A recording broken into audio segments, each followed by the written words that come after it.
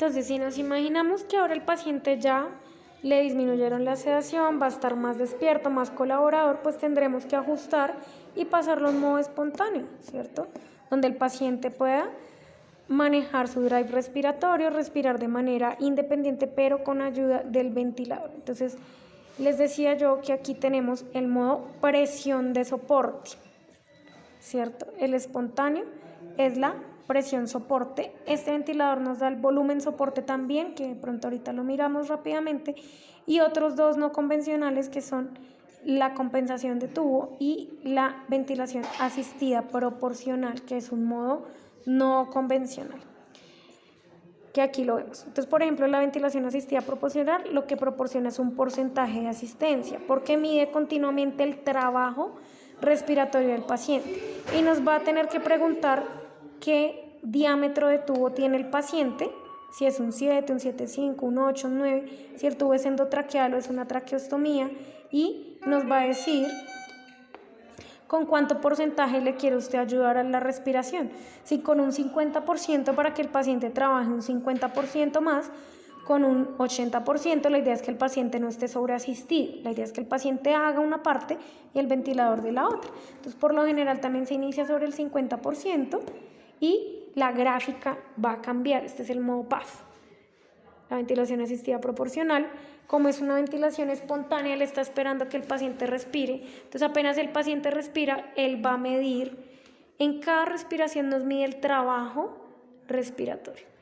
En este caso, el paciente está recibiendo una ayuda del 50% y, pues, si esto fuera un paciente real, en la barra de trabajo que está ubicada en esta parte, él nos estaría mostrando cuánto trabajo respiratorio en joules está haciendo nuestro paciente. Entonces, es un modo bien interesante, pues un modo no convencional, que obviamente aquí ya el paciente entró en apnea, entonces no está funcionando. Entonces, miremos rápidamente la presión soporte, que recordemos que debe estar por arriba del PIB. Como el paciente aquí dejó de respirar, pues se activó la ventilación de apnea.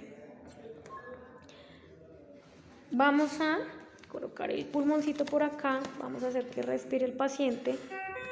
Entonces ya aquí el paciente empezó a respirar.